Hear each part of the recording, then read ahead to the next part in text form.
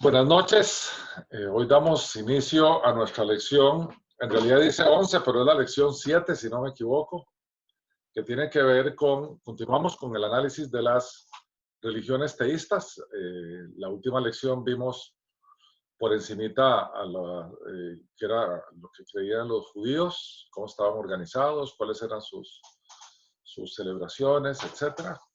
Y hoy vamos a adentrarnos en la segunda gran religión teísta, que es el Islam. Vamos a ver, porque se nos está integrando alguien más. Ok, seguimos. El islamismo, vamos a hacer siempre el mismo análisis. Esta va a ser las mismas parámetros que vamos a seguir con todas las religiones que analicemos. Vamos a ver un poquito generalidades y análisis del fundador, su texto sagrado, los tipos que hay, sus convicciones, conducta, culto, todo eso. Lo vamos a ir viendo poco a poco. Pero empecemos por el principio. El islamismo lo funda Mahoma. Y Mahoma es bien reciente. Esa ya nació en el año 570 después de Cristo y murió el 6 de julio del 632. Él era un líder religioso, él era un político, él era un militar y él fundó el Islam y se convirtió en un fenómeno histórico. Los musulmanes niegan que fue el creador de una nueva religión, sino a partir del Corán lo que dicen es que lo que hizo Mahoma o Mohammed es restaurar la religión original monoteísta que habían seguido Adán y Abraham y que con posterioridad se había corrompido. Entonces, en la tradición musulmana arranca con profetas que tenemos algunos en común y ve a Mahoma como el último y más grande de toda esa serie de profetas. Hombre cercano a la perfección, poseedor de virtudes en todos los campos de la vida.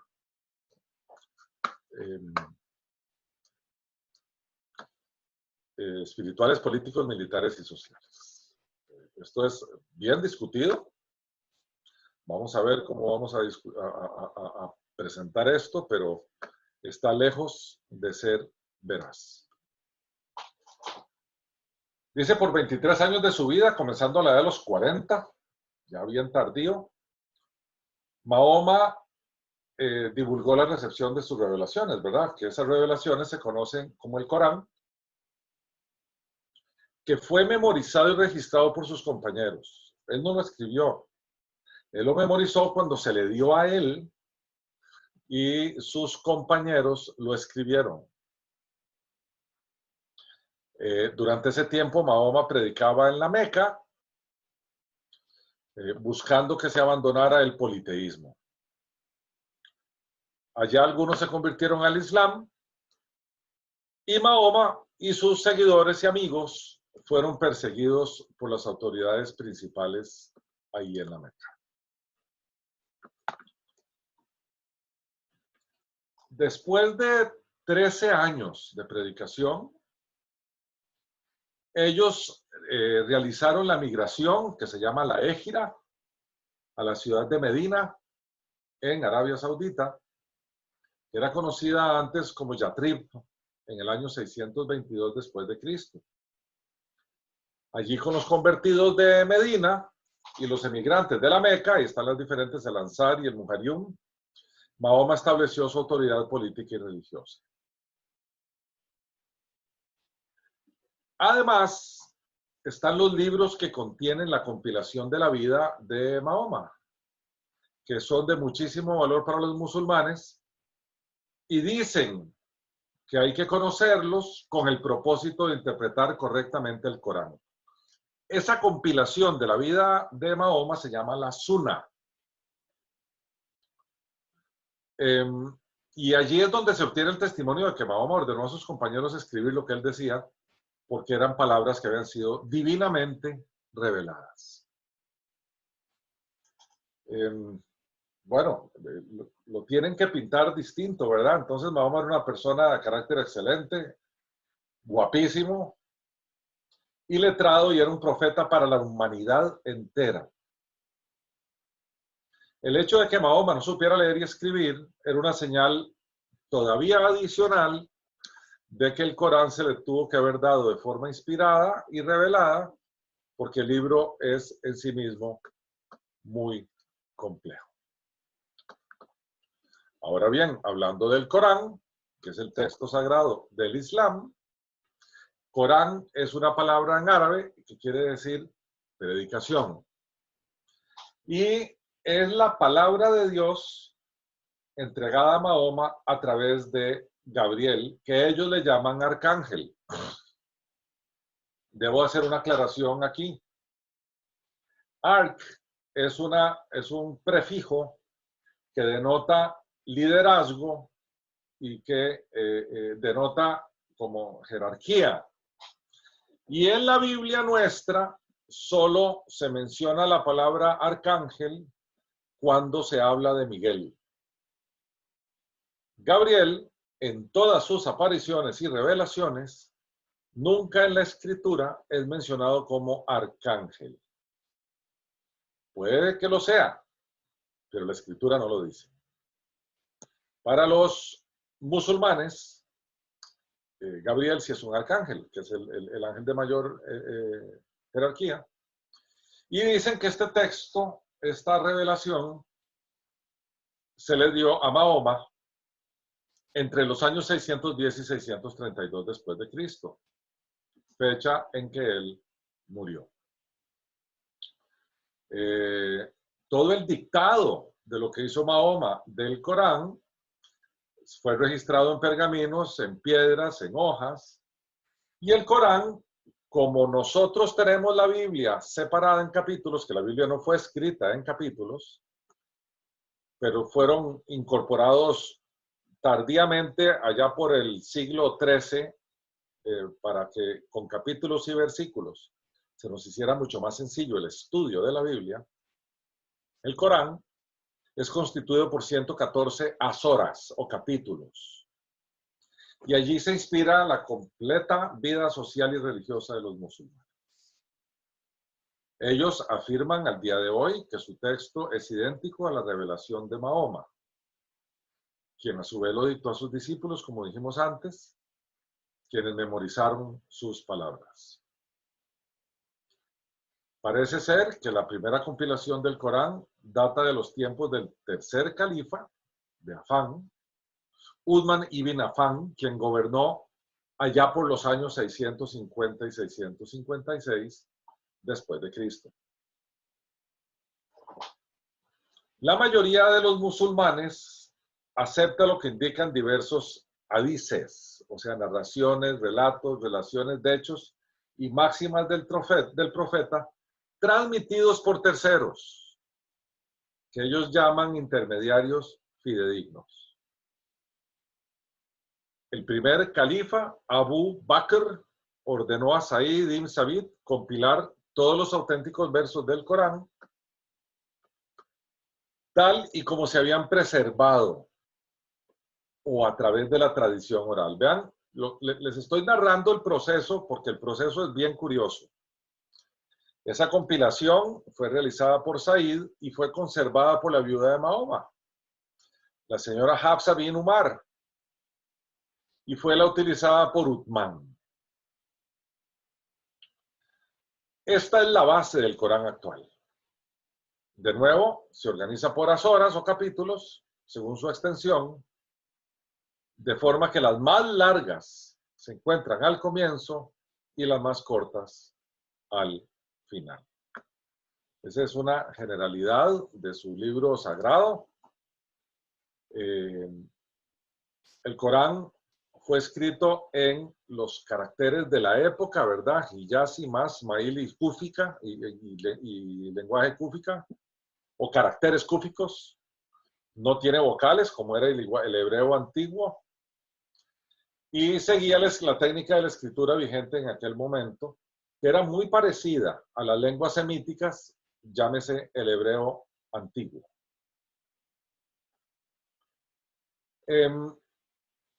Para evitar posibles desacuerdos en cuanto al significado y contenido del Corán, se hicieron marcas que indicaban vocales o ausencia de vocales. Igual que el hebreo antiguo no tiene signos de puntuación, interrogación o exclamación, porque el idioma árabe sí contaba con partículas o palabritas breves que daban énfasis o indicaban algún tipo de interrogación. Hoy se usa un texto que se llama, que es un texto compilado en el año 1123, que es el texto de Al-Azhar, que eruditos de la Universidad Islámica en el Cairo lo prepararon en aquel tiempo. Este libro es venerado por todos, lo envuelven en paños muy limpios y se lavan las manos antes de los rezos o para leerlo.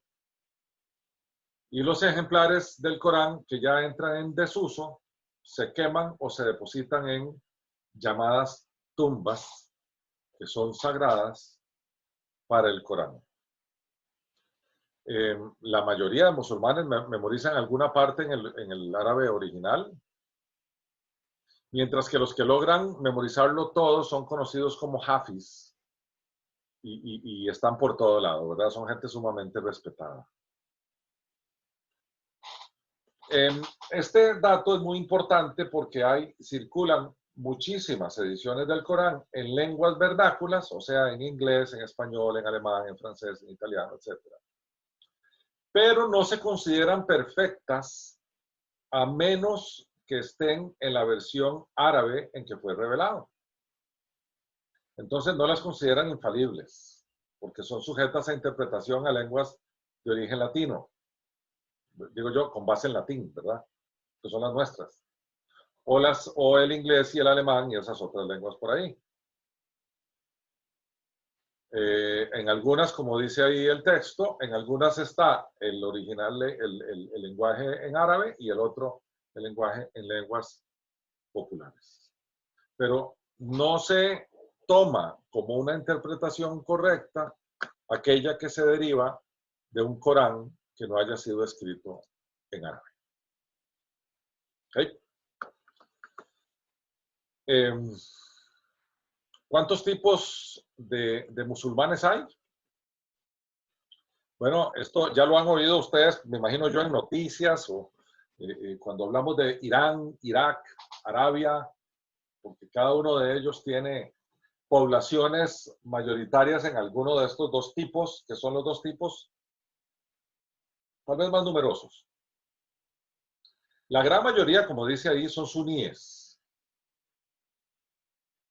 Los suníes consideran a Mahoma profeta, un superhumano, y son tal vez los más celosos en seguir el ejemplo de Mahoma.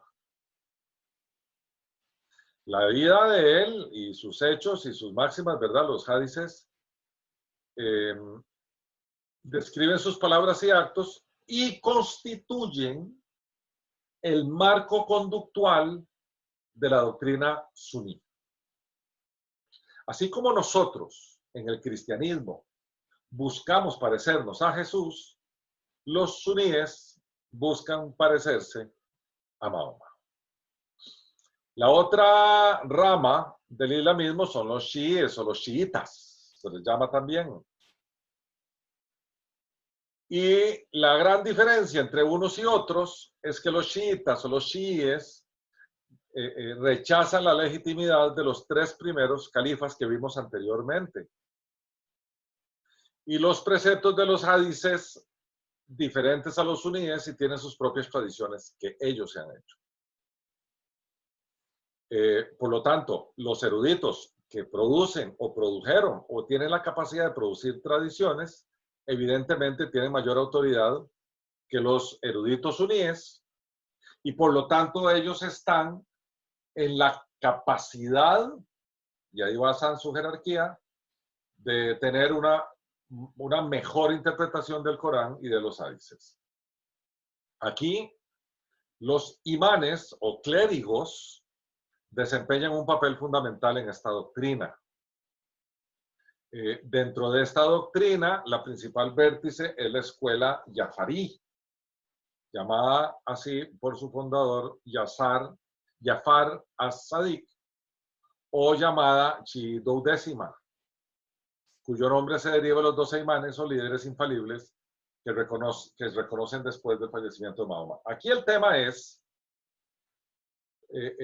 un tema de acercamiento donde los suníes dicen que ellos desean parecerse al profeta, son muy celosos, sumamente celosos de lo que se transmitió como palabras, actos y acciones del profeta, mientras que los chiitas o los chiíes, los clérigos o los imanes tienen mucho más poder porque son los encargados de hacer la interpretación correcta del Corán. Digamos que los chiíes podríamos equipararlos a los fariseos en la época de Jesús, que eran los que hacían las interpretaciones de las escrituras, ¿verdad? Para tener un poquito más de claridad. Bien, esos son los dos tipos. Por ejemplo, en Irak, la gran mayoría de habitantes de Irak era chiita, sin embargo, eran gobernados por sunitas. Saddam Hussein era sunita, gobernando un país de mayoría chiita, ¿verdad? Y así cada uno de ellos tiene mayorías de alguna de estas dos opciones. Entendemos claramente quiénes serán los iraníes con los ayatolas, ¿verdad? Son los que ejercen la autoridad y por lo tanto son chiitas. En términos de convicciones, los musulmanes son monoteístas y rechazan de plano la doctrina cristiana de la Trinidad y niegan la deidad de Jesús. No es diferente a los testigos de Jehová en términos del rechazo de nuestra doctrina. Sí son diferentes en todo lo demás, ¿verdad? Los testigos de Jehová igualmente rechazan la deidad de Jesucristo y rechazan la doctrina de la Trinidad. Bueno, los musulmanes también. El politeísmo es el pecado de muerte o el pecado imperdonable dentro del islamismo. Se llama el shirk. Dios, Alá, es visto como soberano sobre los humanos y la historia, lo que ha llevado a una discusión igual que en el cristianismo, entre la soberanía de Dios y la responsabilidad humana. Ese es un tema que algún día vamos a estar en condiciones de discutirlo nosotros, porque doctrinalmente Dios es soberano en el cristianismo, pero también el ser humano es responsable, puesto que es sujeto a juicio. Entonces, hay un choque doctrinal o una tensión entre dos doctrinas que uno tiene la necesidad de estudiar y comprender y tener paz entre ellas. Ellos tienen igualmente el mismo cuestionamiento, porque su Alá es muy parecido al Jehová del Antiguo Testamento nuestro. Ellos también afirman la existencia de ángeles y de demonios que ellos les llaman jinn, que son espíritus maliciosos hechos de fuego. De nuevo ven a Gabriel como arcángel, ¿verdad? Porque hay una jerarquía donde creen que él está a la cabeza, porque él fue el que reveló el Corán a Mahoma. Y algunos de ellos creen que, a diferencia de nuestra tradición del ángel de la guarda de toda la vida, ellos creen que hay dos, donde son como ángeles secretarios que registran nuestras obras. Uno se encarga de las buenas y el otro se encarga de las malas. El Corán no rechaza a otros profetas, por el contrario, reconoce que Dios ha enviado a otros profetas a la tierra y que el último fue Mahoma. También reconocen que Dios le dio libros especiales a Moisés, a David a Jesús y a Mahoma, pero solo que el que le dio a Mahoma el Corán es el único que no tiene errores porque se preservó celosamente. Y es por eso que es el único que reconocen como escritura fidedigna e inspirada. Los demás dicen que su original, Dios se lo dio a esas personas, a esos profetas, pero que con el tiempo han sido alterados. Y ellos afirman que el día del juicio todos seremos juzgados de acuerdo a nuestras obras. Habrá un equilibrio allí, y si las buenas pesan más que las malas, nos salvamos, y si las malas pesan más que las buenas, entonces nos vamos a ir al infierno eterno. Entonces, claramente, es una religión orientada 100% a las obras. Y ahora vamos a ver ahorita cuáles son los tipos de obras a las cuales nos referimos. En términos de conducta o de ética o de moral, de nuevo el Corán y como ejemplo la vida de Mahoma, si es que la vemos por encimita, porque después vamos a ver que era bien reprobable. Dios manda la justicia, la beneficencia y la caridad para con los allegados y prohíbe la torpeza, lo reprobable y la injusticia. Y vean qué interesante esto. La fe es adorar a Dios como si lo vieras. Pero si no puedes verlo, Él con seguridad te ve. Recuerda un poco la carta de Romanos cuando Pablo nos dice, no, perdón, la de Hebreos. ¿Era Hebreos? Sí. O Romanos, ya me confundí cuál de las dos. Donde dice que Abraham o Moisés, ahora sí que me enredé, se quedaba viendo a Dios como viendo al invisible. A ver, ese es un oxímoron, así es como se denomina, cuando es una contradicción en sí misma, ¿verdad? Es como decir que un círculo cuadrado o un gordo flaco. Uno no puede quedarse viendo al invisible, ¿verdad? Porque no lo ve, porque es invisible. Pero eso es un texto bíblico, se me olvida ahora en cuál libro, y vieran que no están lejos, porque claramente el Corán es escrito en el siglo VII, y ya la Biblia tenía 6 siglos de estar circulando por todo lado. Entonces ellos toman ahí algunas cosas, van a ver cómo son muy parecidas o extraídas de las escrituras nuestras claramente. ¿Verdad? Esta es una. La fe es adorar a Dios como si lo vieras, pero si no puedes verlo con seguridad te ve.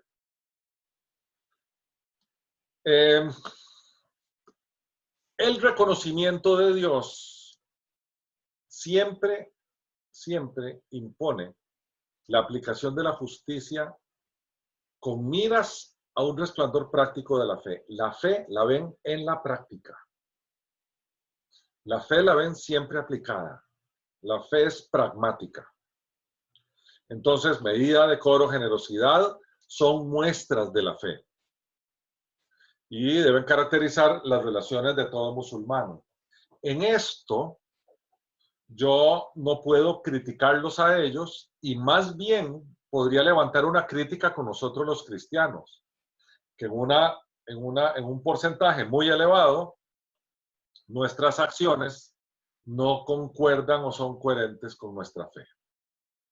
En el caso de ellos, ellos intentan con mucha fuerza que sus acciones y su fe sean coherentes.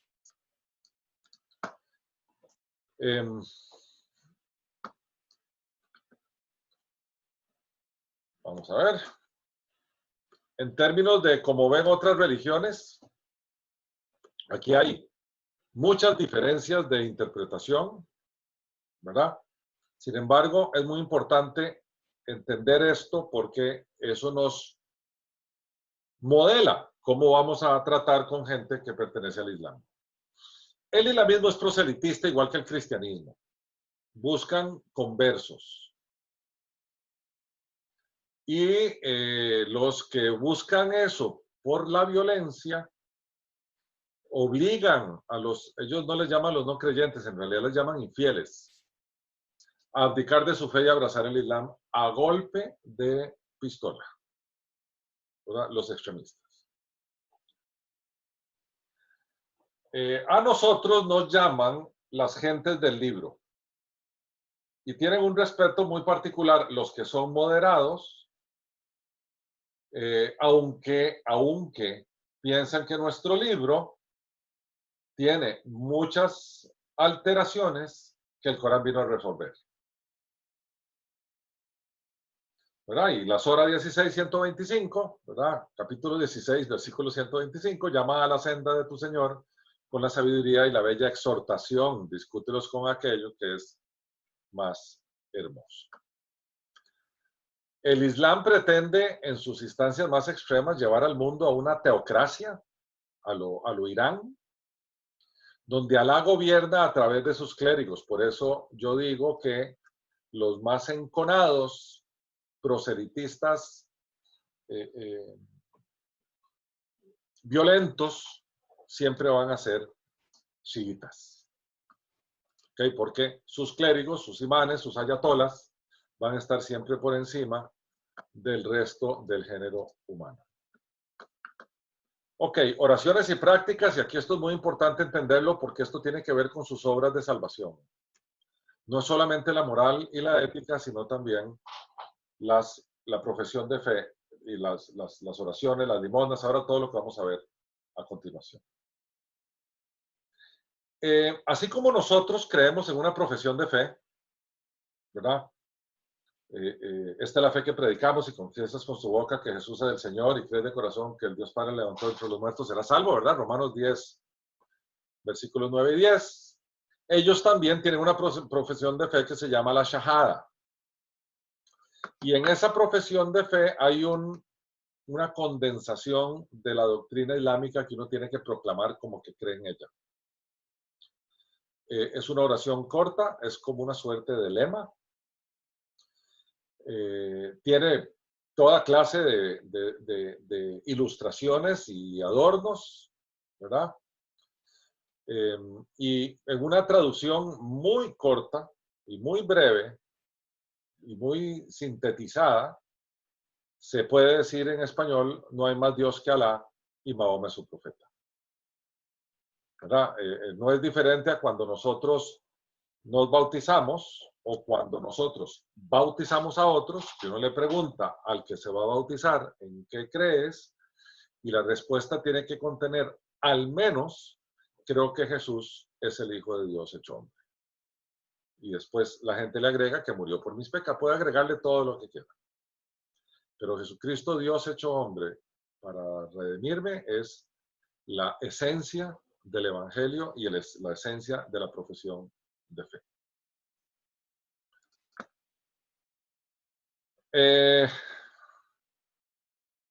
De nuevo, esta es una frase más larga, de arriba está condensada, ¿verdad? Siempre tiene que ser pronunciada en árabe.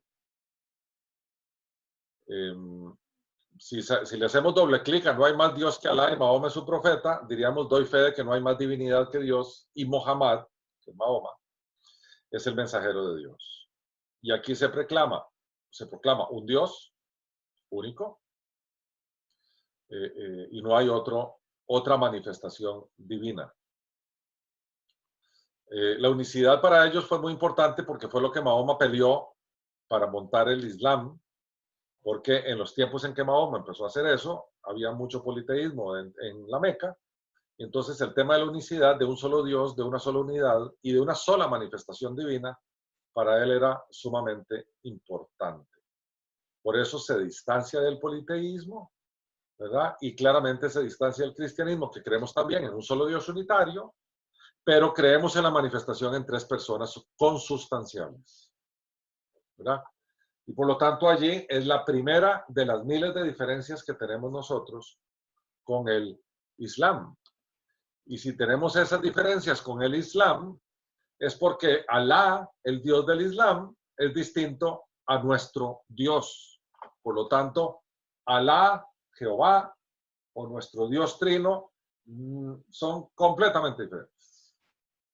No es cierto lo que la gente dice de que el Alá de los musulmanes es el Dios nuestro. No es cierto. Eso es falso, porque el Alá de los musulmanes afirma una vía para la salvación y nuestro Dios afirma otra que se contrapone. Y por la ley de la contradicción que nosotros aprendimos en la primera lección de este curso de apologética, que dice que dos declaraciones que se oponen mutuamente dadas en el mismo momento y una misma relación, al menos alguna de las dos es falsa, porque no pueden ser ciertas las dos al mismo tiempo y con la misma relación. O Dios salva por fe y por gracia, o el ser humano se salva por obras. Las dos cosas no pueden ser verdad al mismo tiempo. Por eso, el Alá que dice que la salvación es por obras es distinto y diferente y contrapuesto al Dios cristiano que afirma que la salvación es por gracia a través de la fe. Entonces no caigamos en esa trampa de que el Alá de ellos es el mismo Dios nuestro, porque no es. Ese ha sido el argumento del ecumenismo, el cual hay que combatir a como dé lugar, porque el ecumenismo no nos lleva a nada. Nos lleva a un trastorno de la doctrina, de la sana doctrina cristiana. Eso que tratan de que musulmanes nos llevemos bien con cristianos y creemos en el mismo Dios y toda esa cosa es una barbaridad bíblica, porque no es cierto. No creemos en el mismo Dios, no son los mismos dioses, no tenemos la misma salida de salvación. Nosotros tenemos una declaración de nuestro Señor Jesucristo que claramente dice: yo soy el camino, la verdad y la vida, y nadie va al Padre si no es por mí. Y uno se sienta ahí y de ahí no se mueve. Y por lo tanto, esa declaración doctrinal se contrapone con todas las demás, de todas las demás religiones, de todas las sectas cristianas. Se contrapone a los católicos, que dicen que uno se salva por fe más las obras, mientras que la Biblia nos dice que la salvación es por fe solamente. Entonces, este es un tema doctrinal de fondo que hay que tener siempre clarísimo para cuando nos inviten a reuniones ecuménicas donde intenten que nosotros vamos a transigir el principal artículo de la fe nuestro. La salvación es por fe solamente. Por Cristo solamente. Nos llegó por gracia solamente, porque solo creemos lo que las Escrituras dicen, y todo eso es para la gloria de Dios. Ahí se termina nuestra declaración doctrinal.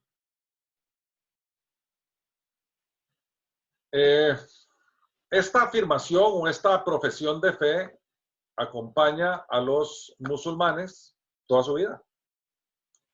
Como dice ahí, es bien curioso, se les susurra a los recién nacidos y a los moribundos también. Y siempre el gesto que acompaña a la famosa shahada es apuntar al cielo.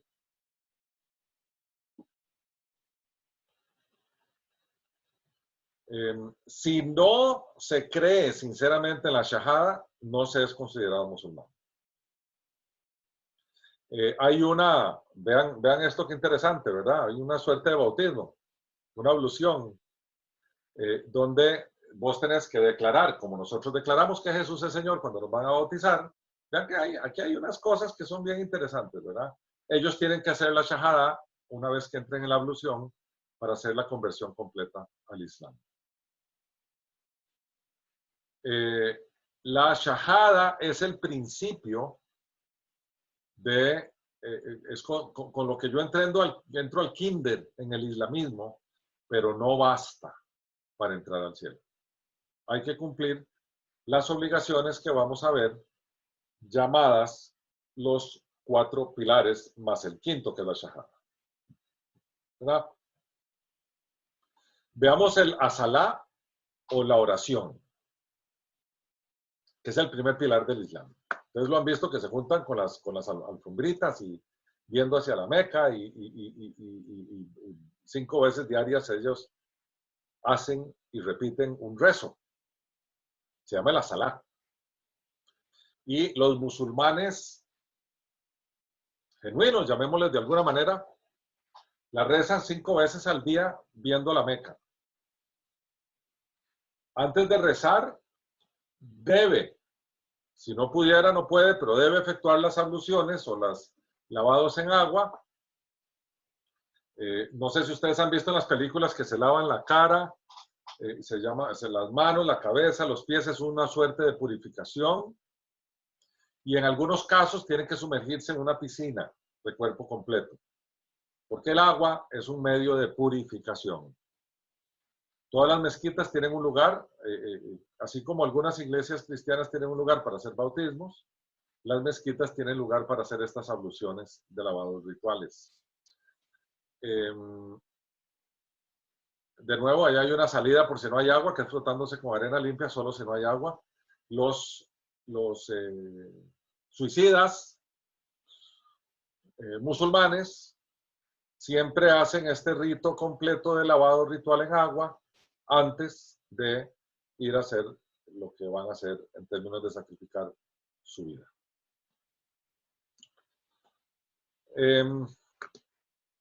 No hay que ir a la mezquita, ¿verdad? En cualquier lugar se puede hacer el rezo, porque cualquier lugar es sagrado para el musulmán. Y en la mezquita se juntan para hacerlo todos, ¿verdad? Como en grupo, ¿verdad? Al igual que los judíos, que el sábado empieza, el viernes a las 6 de la tarde, el viernes para ellos es el día en que a ellos les gusta juntarse, y hay fiestas también de recordación en que ellos se juntan en sus mezquitas. Allí hay que entrar descalzo, no se permite entrar en zapatos, y debe tenerse una alfombrita chiquitita donde la gente se arrodilla y hace la asalá, al punto que debe pegar nuestra frente al piso. Entonces, si uno va a un país musulmán, uno va a ver la mayoría de los hombres con esto aquí rojito, que es cuando la frente la apoyan al piso. La oración se hace en dirección a la Meca, que es el centro espiritual del Islam, el principal, donde está la Kaaba, la famosa, aquel templo en la mezquita mayor. Y la dirección que uno tiene que volverse para regresar hacia allá se llama el Al-Qibla. Está obligado siempre a hacer esta oración. Mira cómo me quedó este cuadrillo. Permítame un segundito para adecuarlo. Eso.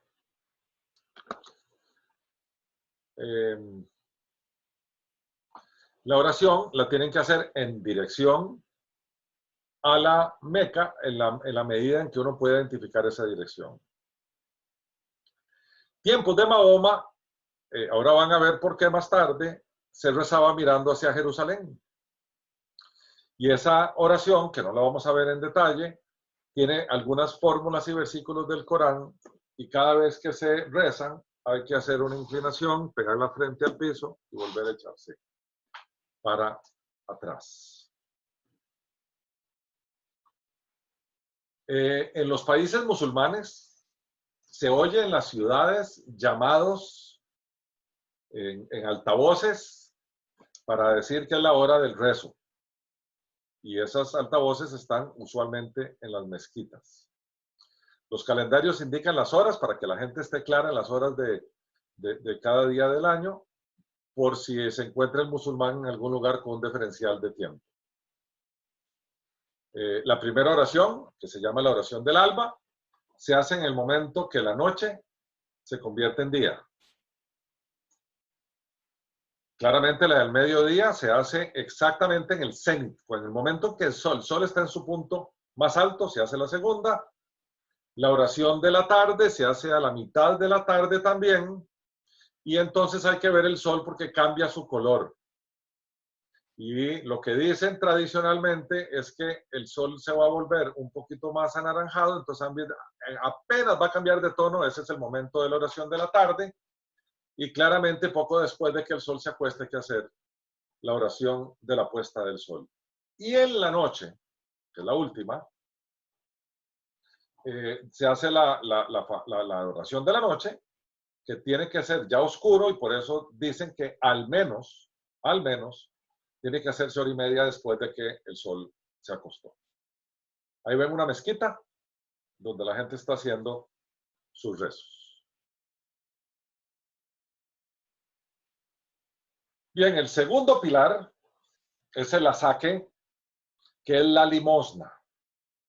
Y el Corán habla mucho de la limosna. El Corán obliga a los musulmanes a entregar limosna a las personas más pobres de su comunidad, siempre empezando por los parientes y los vecinos más cercanos.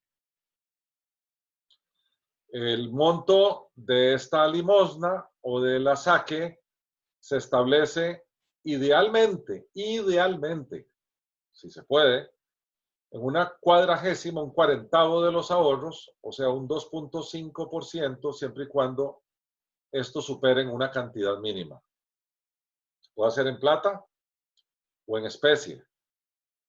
Pero las rentas económicas no es lo único que se computa, sino también ganado, mercancías, minerales extraídos, frutos, cereales. Podríamos decir que esto es una suerte de diezmo y primicia y ofrenda, las tres cosas como juntas, que son orientadas a la gente más pobre. Doctrinalmente, lo que dice los musulmanes es que la acumulación de riquezas empieza, o sea, es una correcta distribución de la riqueza. Eso sirve para ayudar en el desprendimiento de los ricos y los avaros y los codiciosos. Se obligan a ser desprendidos por su religión y ayudar a los pobres y a los necesitados. Y por lo tanto, eso ayuda muchísimo al espíritu de comunidad y también ayuda muchísimo a hacer obras que van a beneficiar al pueblo, ya sea escuelas o ya sea hospitales. De nuevo, las personas que se benefician de esto son las más pobres. Curiosamente, como los publicanos en los tiempos de Jesús, los recaudadores también se benefician de las limosnas, ¿verdad? Hacen un cobrito ahí de los trabajos realizados en recoger limosnas. Las personas convertidas recientemente al Islam, sobre todo si tienen alguna influencia. También se benefician las personas endeudadas que no pueden hacerle frente a sus deudas. Los que están lejos de los hogares y no tienen medios para regresar a casa. Y cuando había esclavitud, los esclavos, porque con la limosna se podía comprar su libertad. Ahora venimos al famoso ayuno, que se llama el ayuno del mes de Ramadán, siendo el tercero de los pilares, el Sawón, y tal vez es lo que nosotros conocemos más, junto con las oraciones, diría yo, de las obras religiosas de los musulmanes. Ellos siempre tienen un tema con el ayuno que habla de esa purificación y de ese martirio del cuerpo, pero en el Ramadán, en esta fiesta, es estrictamente obligatorio para todo aquel que pueda realizarlo. O sea, si no estás enfermo, debes de realizarlo. Se efectúa todos los días del mes lunar del Ramadán, desde que sale el sol hasta que se acuesta. Es durante el día. Por lo tanto, la rutina de los musulmanes se modifica porque ellos comen mucho y las comidas son donde se congrega la familia para interactuar como un ente social. Entonces, si no hay comida, no hay congregación familiar y por lo tanto hay alguna ruptura de la rutina que ellos aman. Entonces, como no se puede de día, entonces se vive más de noche, ¿verdad? Y la familia rompe el ayuno después de que ya se acostó el sol, lo rompen juntos y las mujeres están allí también acompañando.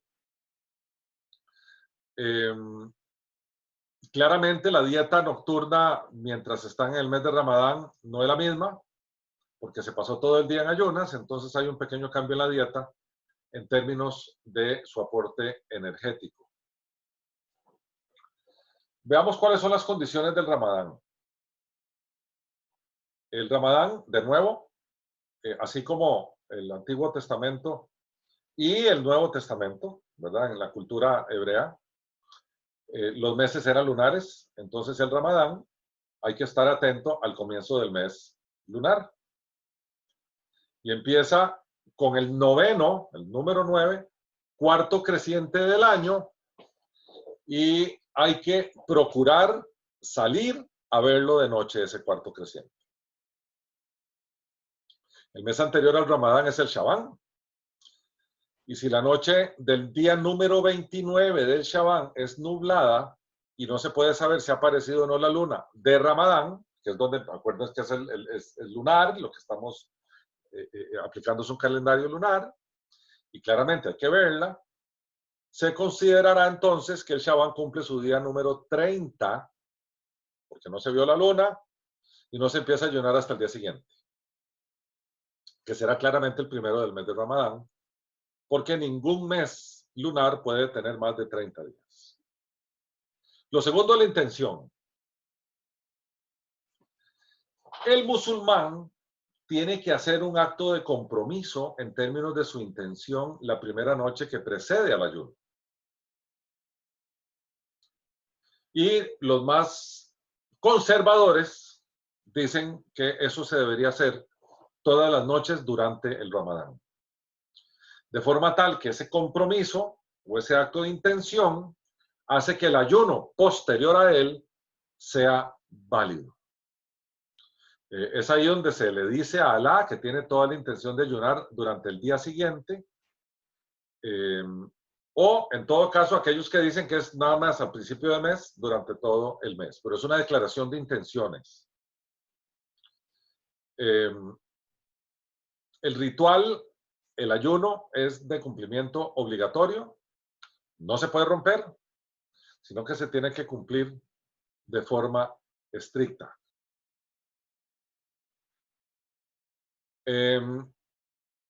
Es necesario que el ayuno sea completo, por lo tanto al estómago no se le puede hacer llegar nada mientras está en ayunas, ni sólido ni líquido. Eso incluye fumar, ellos que son bien fumadores de tabaco. Sin embargo, si uno se equivocó involuntariamente, uy, pucha, fumé y se me olvidó que hoy no había que fumar y fue como en automático, eso se le perdona. O sea, no ayuda a la validez de eso. También durante el ayuno no se pueden mantener relaciones sexuales.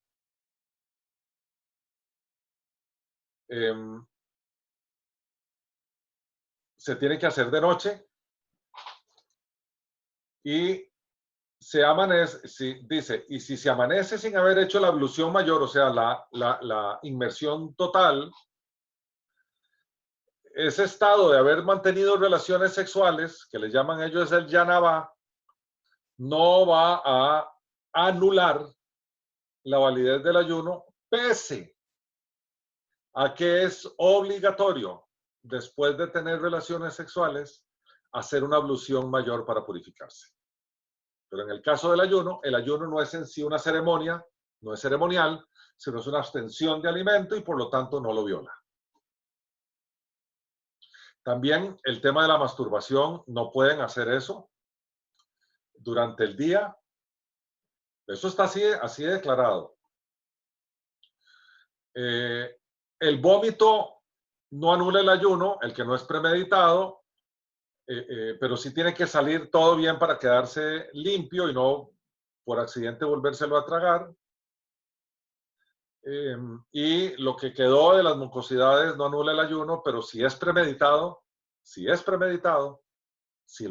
anula. Durante el día hay que abstenerse de agredir de alguna manera al prójimo, porque se le está dedicando a Alá ese ayuno, y es totalmente contradictorio, mientras está uno en un proceso de dedicación, ser un agresor.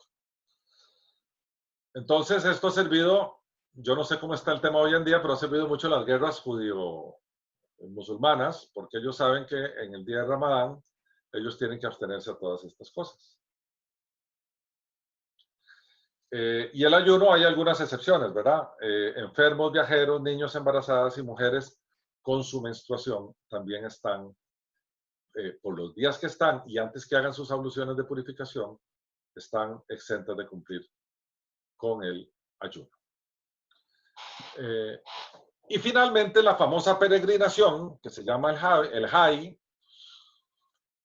donde al menos una vez en la vida hay que hacer una peregrinación a la Meca, siempre y cuando no sea irresponsable y se endeuda o vende la casa para hacer la peregrinación, sino que tiene que tener las condiciones de salud y económicas para poder hacerla. Por eso se da el espacio de toda una vida, para hacerla al menos una vez. También se hace durante el mes 12 del calendario y ahí tienen unas muestras de los días de peregrinación. Y esa peregrinación en la Meca tiene que durar al menos 5 días. Primero hay que ir a la mezquita Al-Haram, donde se circunvala la famosa Kaaba, que es ese cubo que ven ahí arriba, que hoy, este año por el coronavirus no se hizo, fueron exentos de hacerlo, pero hay que darle vueltas al cubo.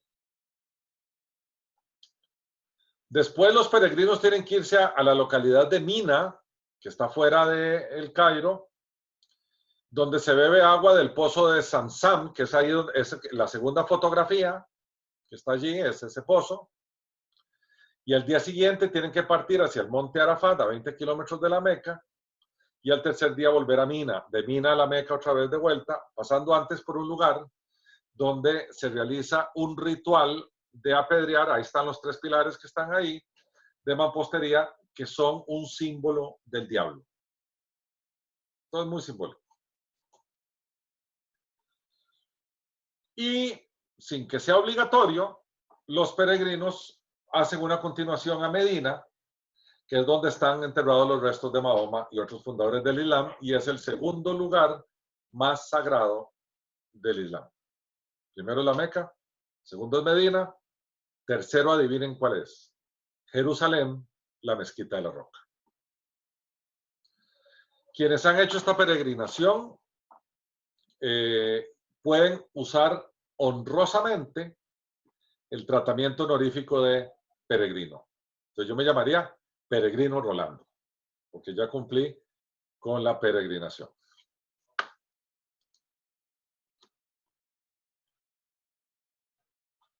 Bien, en términos de alimentación, van a ver qué curioso las coincidencias que hay aquí. Todo es lícito menos el cerdo, el consumir alcohol o cualquier bebida o droga alcoholizante o que le cambie a uno su conducta. Y el resto de los animales que se pueden comer tienen que degollarse invocando el nombre de Dios. Hay una recomendación de hábitos que son practicados por los musulmanes. Ellos recuerdan con pasión que la comida y la bebida son provistas por Alá, de igual manera como nosotros cuando vamos a ingerir alimentos, damos gracias a Dios por ellos. Pero ellos tienen estos hábitos importantes recomendados, no son obligatorios, pero los musulmanes más ortodoxos lo hacen. Antes de cada comida se hace una súplica, una oración en el nombre de Alá y se piden sus bendiciones. Después se le alaba quien dio después de la comida, dándole gracias por lo que hizo de dar comida y bebida. Y en adición, gracias por haberlos hecho musulmanes. Los excesos no son aconsejables y el desperdicio es completamente desaprobado. Y también, vean qué curioso, hay una dieta balanceada como fundamento principal para la salud. Y claramente la glotonería está en la línea contraria de lo que se recomendó, como comer menos y comedidamente, porque el exceso de comidas trae enfermedades y dolencias. Y también, es bien curioso todo esto, ¿verdad? Porque no deja de tener razón, hay que comer despacio. Eso lo asocian a la buena salud porque se mastica la comida mucho y se hace mucho más fácil el digerirla. Y finalmente la moderación y compartir, que el Islam enseña que no solo la comida, que es un placer, sino el resto de los placeres de la vida tienen que llevarse con moderación y tienen que llevarse con compartir con aquellos que son menos afortunados. Y claramente el comer juntos es importante, eso ya lo hemos dicho antes, porque se solidifica la comunidad pequeñita llamada familia o la más grande en una comunidad comunitaria, y en adición hay una manifestación del profeta que dice coman juntos y no separadamente porque las bendiciones vienen con la compañía.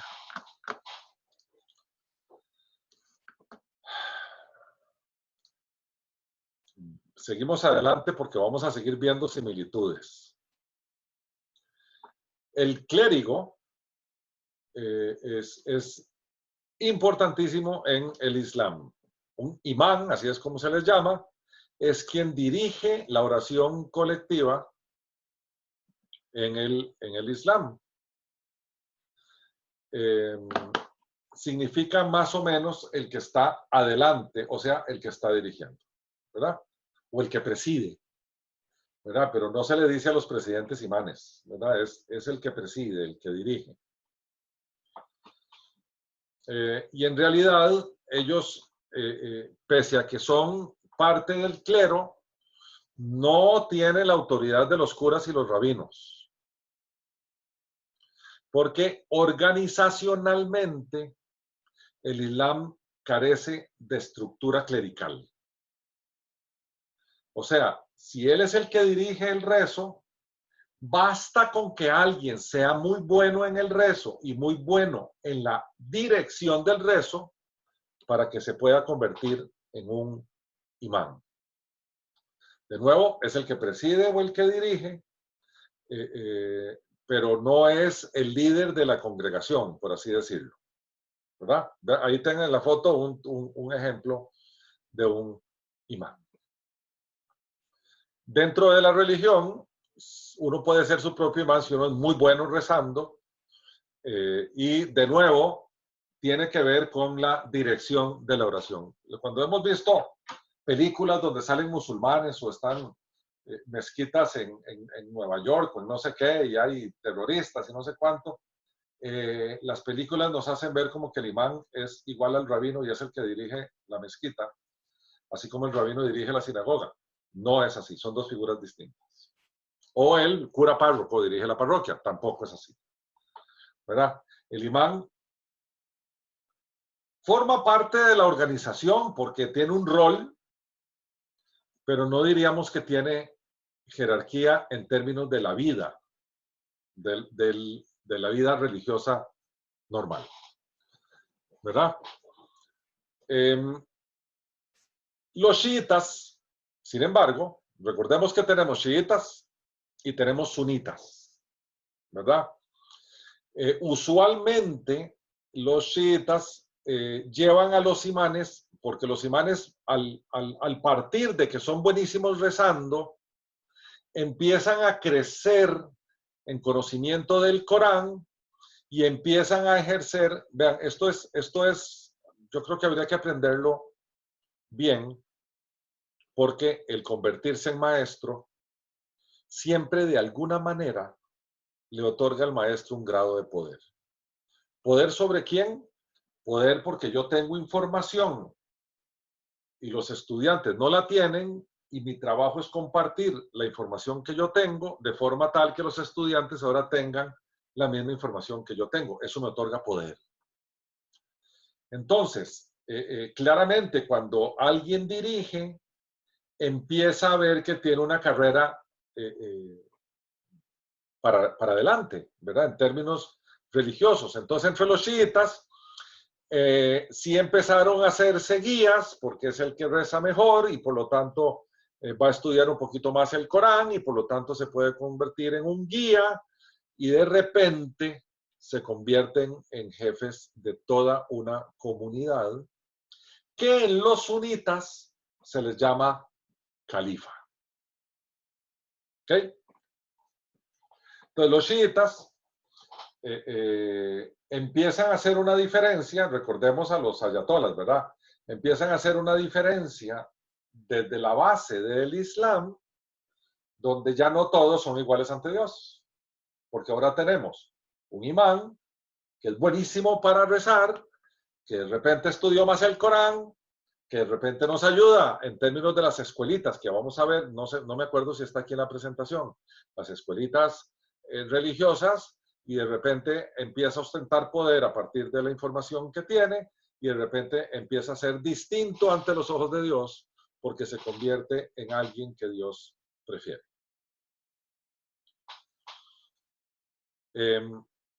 Para los chiitas, Dios no soporta que el hombre camine hacia su perdición y por eso manda a los profetas para guiarle. Como Mahoma, con la muerte de Mahoma, terminó el último profeta, ¿verdad? Ya no hay más profetas después de Mahoma. Entonces, alguien tiene que servir como guía, como garante espiritual de la conducta de su pueblo, y por lo tanto, el que es llamado a hacer eso tiene que ser el que sabe rezar mejor, el que entonces hizo su tarea y empezó a aprender más del Corán. De repente, como aprendió más, enseña más del Corán y por lo tanto es el adecuado para ejercer algún tipo de liderazgo en la comunidad chiita. ¿Ok? Claramente tiene que haber aprendido, su conducta tiene que ser adecuada y, vean qué curioso, tiene que ser perfecto. O sea, tiene que ser desprovisto de defectos.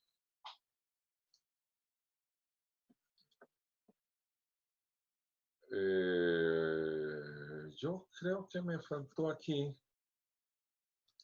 Perdón un minutito.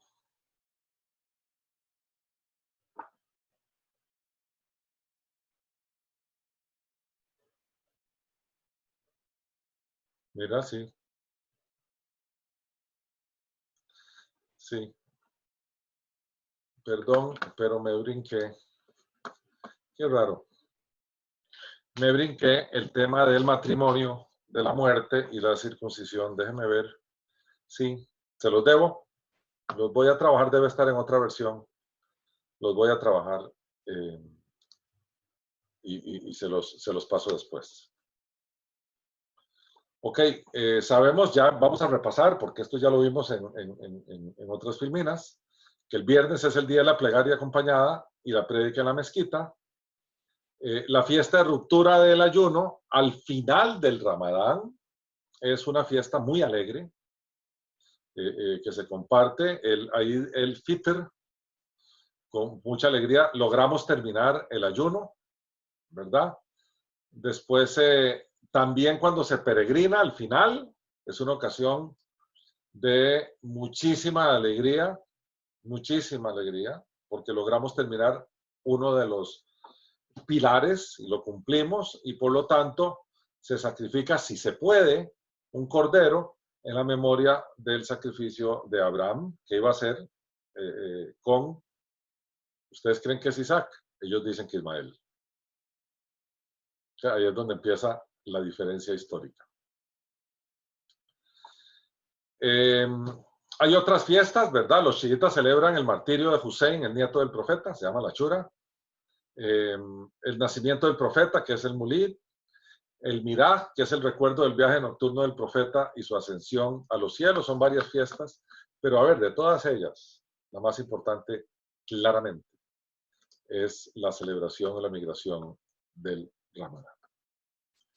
Ahora bien, en términos de la salvación, digo, iba a decir nuestra salvación, de la salvación, ellos hablan del lugar donde van a ir después de que se mueran, que se les llama el paraíso o el Jana, que literalmente quiere decir el jardín.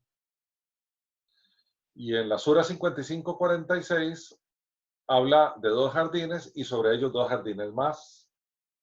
Por eso, cuando se hacen análisis de los textos del Corán, se distinguen 4 paraísos.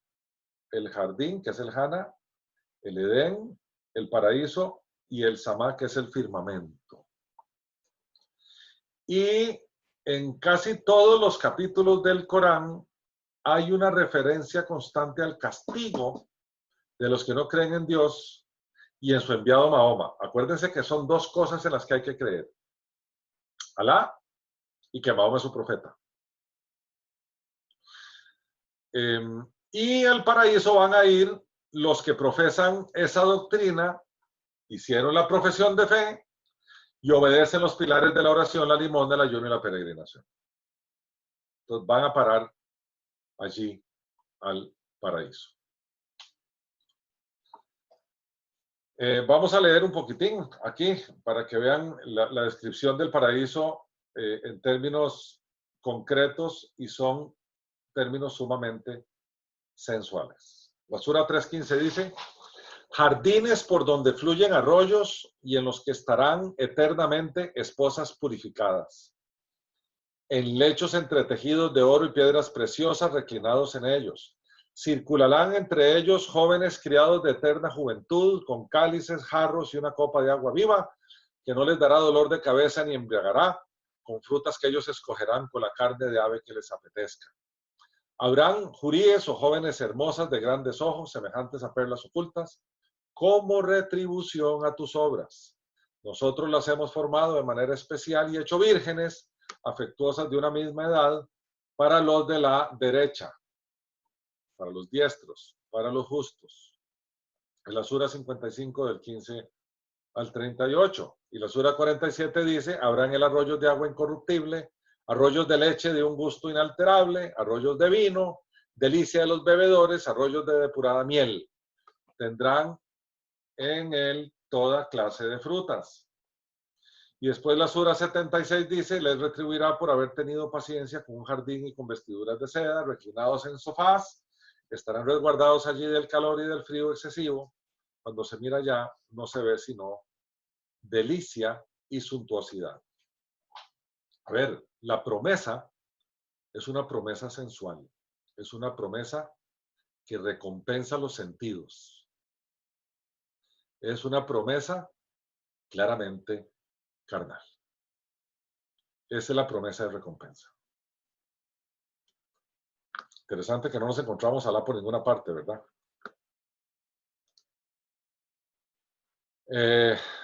Bien, yo creo que con esto cubrimos el islamismo. Les debo el tema de circuncisión, matrimonio y muerte invocando a Alá. No sé qué se me habrá hecho, eso estaba ahí, pero debo haber abierto otra versión de la presentación. Bien, estoy abriendo micrófonos. Yo sé que es un montón de información que hay que procesar, entonces hay que sentarse a estudiarlo un ratito, pero con mucho gusto si tienen alguna pregunta. Estamos oscuras. Don Rolando. Dele. Bueno, aparte de que fue muy enriquecedor, ¿verdad? Todo el tema, y obviamente queda mucho por ver, ¿verdad? Según yo, ¿verdad? En ignorancia, no sé, según yo eran solo 4 religiones lo que habían, lo que uno conoce: el católico, el mormón, el testigo de Jehová y el cristiano. Entonces era para saber cuántas religiones en sí hay. Hay miles. ¿En serio? Y Más. también, ajá, también entonces, ¿qué tan cierto, tan creíble es esto de que el Corán fue dictado por Dios a Mahoma por medio del ángel Gabriel?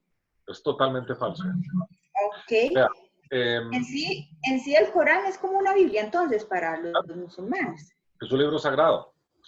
Yo he visto infinidad de debates entre apologetas cristianos y apologetas islámicos, que los ponen en un debate en universidades y el debate versa básicamente sobre cuál de los 2 libros sagrados es el sagrado y cuál no es. Y el Corán no pasa por los filtros de coherencia, no pasas por los filtros de evidencias, sino que el Corán tiene imprecisiones. Por ejemplo, el Corán dice que Jesús no murió en la cruz, y hay evidencias dentro de la Biblia y hay evidencias desde fuera de la Biblia, de historiadores romanos y judíos que hablan de que Jesús murió en la cruz. Y por lo tanto, al hacer esas afirmaciones, claramente está haciendo una afirmación que es falsa y con evidencias de que es falsa, y por lo tanto, un libro que hace afirmaciones falsas es falso. Corán dice que Jesús era un maestro y que era un profeta, pero si era un profeta quiere decir que Dios hablaba a través de Jesús, y la voz de Dios se oyó cuando Jesús dijo: yo soy el camino, la verdad y la vida, y nadie viene al Padre si no es por mí, lo cual descalifica completa y absolutamente a Mahoma y a su libro. Entonces hay un montón de inconsistencias dentro del Corán. Ahora, ellos lo consideran su libro santo, y se quedan en él, ¿verdad? Ciegamente. Nuestro trabajo como apologetas cristianos es entender que nuestra fe está basada en evidencias y que no es contradictoria. Y cuando nosotros tomamos esos criterios de que nuestra fe es racional y no es contradictoria, que es coherente y que es consistente, y aplicamos los mismos criterios a otros libros santos, no encontramos en estos libros santos esa misma coherencia, consistencia y racionalidad. Entonces, sí es un libro sagrado, no es un libro inspirado por Dios. En esta de cristianismo no tiene nada, don Rolando, me equivoco. Sí, sí, Mira, porque es que pareciera, digamos, a lo que estuvimos, ¿verdad? Lo que nos estuviste enseñando, y pareciera que es solo ellos y individualmente y nada más ellos, ¿verdad? En cambio, en la Biblia nos enseña, ¿verdad? El ser humano es el ayudar, y al prójimo, el amarlo y demás. Ahora, les voy a decir, el Islam tiene no sé cuántos, lo último, no me acuerdo cuánto era, 1 billón de musulmanes en el mundo. Creo yo que hay más musulmanes que cristianos protestantes, por mucho, por mucho. Y hay otras religiones, estamos viendo las religiones monoteístas, ¿verdad? Vimos a los judíos, ahora estamos viendo el islamismo y vamos a ver el cristianismo. Pero también hay religiones politeístas, como el hinduismo. Tenemos el taoísmo en Japón, y tenemos el budismo, y hay montones de religiones, montones. No nos da el tiempo nosotros en un curso para verlas todas. En este curso vamos a ver las monoteístas, vamos a ver Islam, judaísmo, cristianismo, y vamos a ver 2 sectas, los mormones y los testigos de Jehová. Ok, excelente. ¿Okay? ¿Alguna otra pregunta? Bueno, si no hay más preguntas, sí, perdón. ¿Verdad que el islamismo es la religión que tiene más seguidores en todo el mundo? Sí. Y, bueno, y ya me acordé también del pasaje era de Abraham, que lo sostuvo como viendo al invisible. Como viendo al invisible, era Abraham. Yo creo que lo cita Pablo en Romanos, ¿no? No, Hebreos 11, 27. Hebreos 11. Sí. O era Romanos o era Hebreos. Alguno de los dos era, sí. Sí, en el famoso pasaje de la fe, ¿verdad? En el capítulo 11. Sí. Sí. Ok, gracias, mil gracias. Right. Bien. Ok, bueno, gente, a todos mil gracias. Yo sé que estas presentaciones y estas lecciones son abrumadoras en términos de la cantidad de información que se da en un plazo de 1 hora y piquito. Y créanme que esto es una pinceladita que uno le pasa por encima a estas religiones. Es mucho más profundo y más amplio. Pero sí es importante que nosotros tengamos una idea, por lo menos así lejanita, de qué tratan todas estas religiones que hay en el mundo. A todos, mil gracias, mil bendiciones. Que Dios los guarde a todos, y si Dios lo permite, nos vemos de hoy en 8. Muchas gracias. Okay. Hasta luego a todos.